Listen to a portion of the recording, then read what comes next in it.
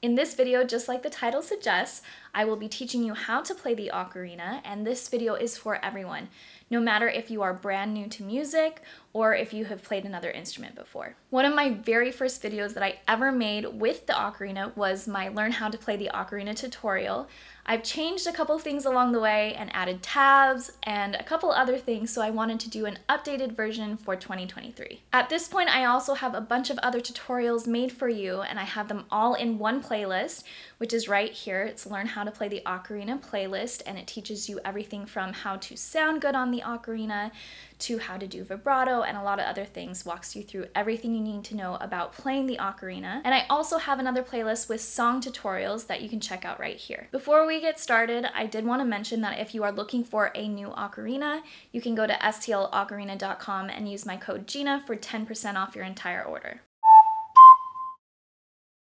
One last thing I want to mention before we get started is that in my last tutorial, a lot of people mentioned my ocarina does not sound right. I'm following exactly what you're saying and it does not sound right.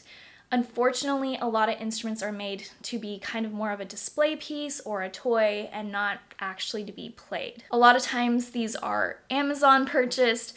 I have a video about that right here. I tried several and unfortunately did not have very much luck with those particular instruments. But if you are having problems with your ocarina, it's hard at first when you're starting a new instrument to know, is this something I'm doing since I'm new? Is there something I'm doing incorrectly? Or is it something wrong with the instrument? So I actually do have a video for that right here.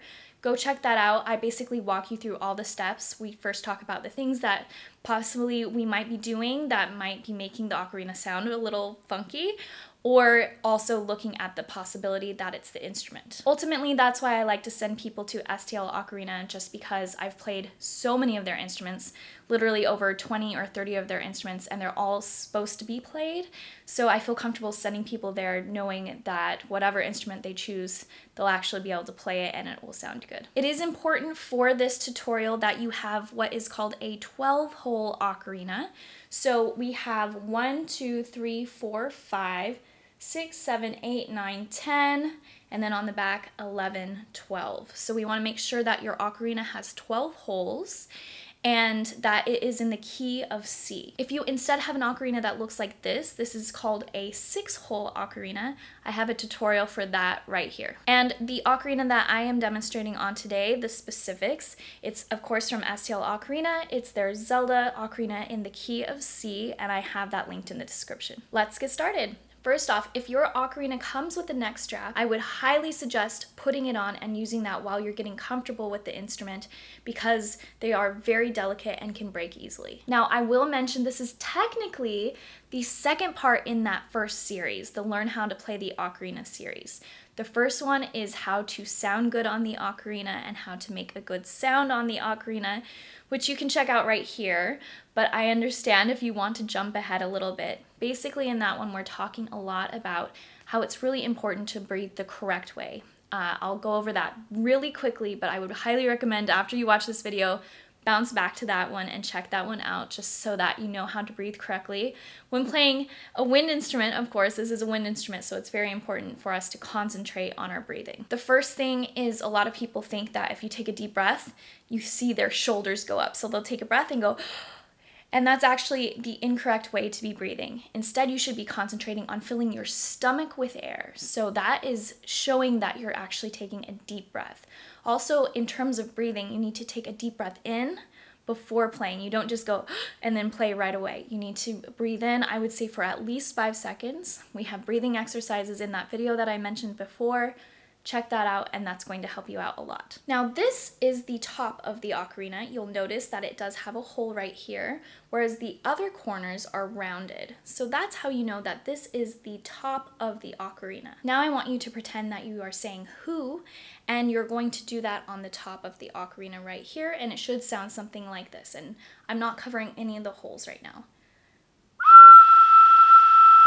A more advanced way to start the note is by doing something called articulation, which will give it a more defined start of the note. The way that you do that is you say to, and you do that on the top. Instead of saying who, you say to, and it should sound something like this. So let's hear the difference between that. I'm first going to go who and two, and you should notice a very distinct difference in the start to the note. So this is who, kind of sounds like hua, and this is two. While you're starting out, feel free to do whichever feels more comfortable to you. Now let's learn how to properly hold the ocarina. So this is the front of the ocarina. It has a lot more holes that you'll notice. And this is the back of the ocarina, and there are only 3 holes there. Now there are 2 other holes that you might notice on a lot of ocarinas. Not all of them have this, but you might notice on the sides right here that there are holes, and that is just for the neck strap. That is nothing that you do for the sound. Now another hole that you are not going to be doing anything with is this one on the back, this one on the top, and that's just where the air is coming out and the sound is coming out. So you are not going to be worrying about this at all. Now let's talk hand placement. This is how we're going to hold the ocarina. Our left hand is going to be facing up like this, and our right hand is going to be facing down like this. So with our left hand and our thumb, we are going to place that on the back of the ocarina on the left hole right here. And then these fingers on our left hand are just going to go on these 4 holes right here. Now you'll notice there is a small hole right here. In this video, we are not going to be covering that. In a later video, I do explain what that is, but for now, don't worry about that and do not cover that hole. So like I said before, we have our left thumb on the back, and then we have 1, 2, 3, 4. All 4 of our fingers on our left hand are going to cover those holes. Now for our right hand, our right thumb, as you guessed, I'm sure, is going to cover this hole in the back. And then again, our right hand is draping over the top of the ocarina. And then we are going to cover the holes just like we did on the other side, 1, 2, 3, 4. Again, you'll notice there is a smaller hole right here, and we are not going to be covering that in the video today. So again, our right thumb goes on the back of the ocarina, and then we go over to the front, 1, 2, 3, 4.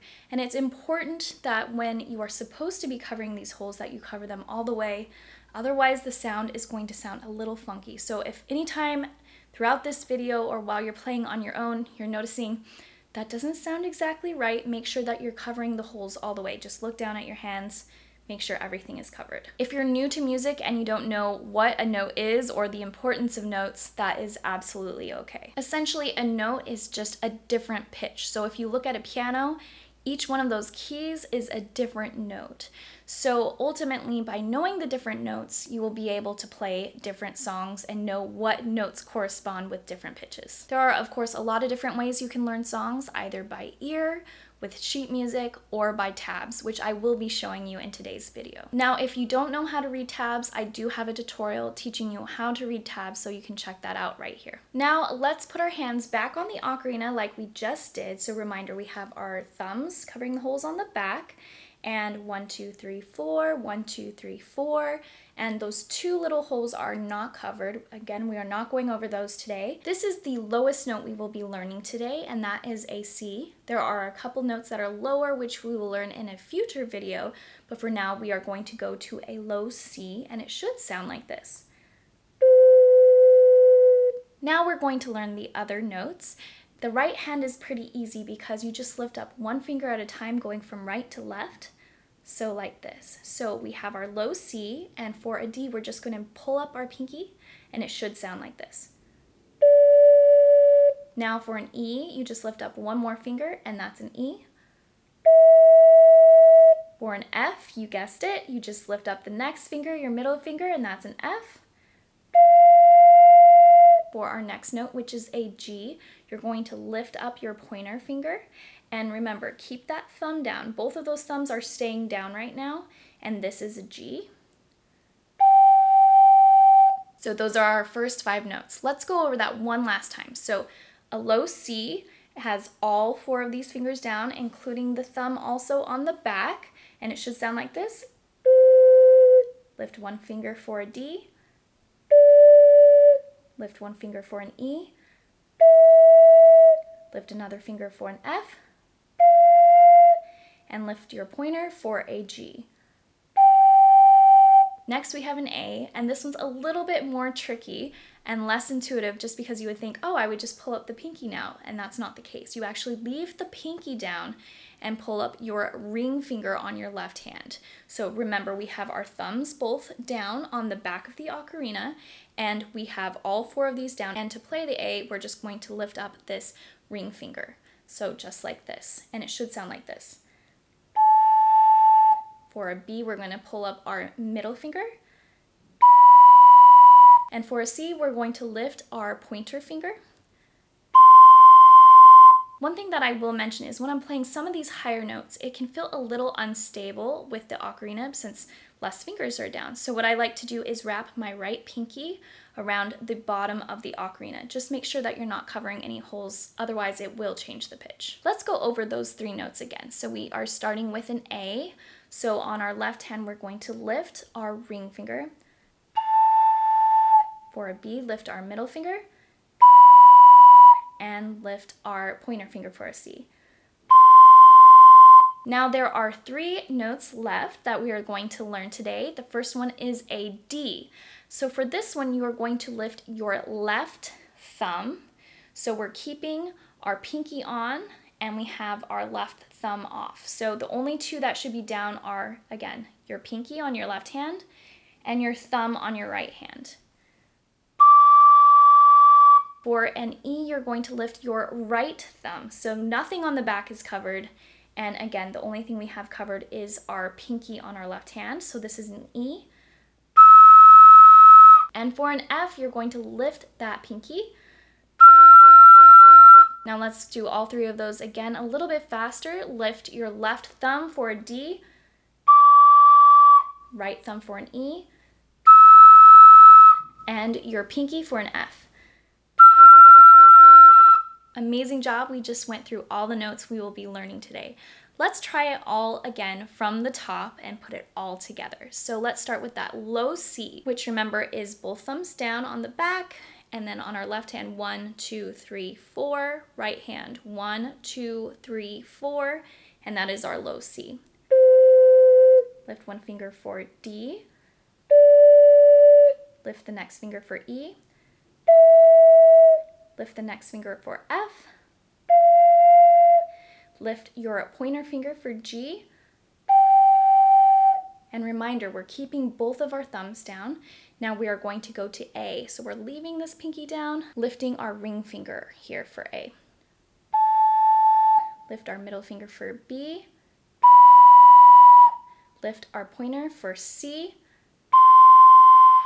Now our left thumb for D. Our right thumb for E, and our pinky for F. Now let's play it together one last time. I'm not going to give you any of the instruction, but I will do it very slow so you can follow my fingers, and you can also follow along with the tabs.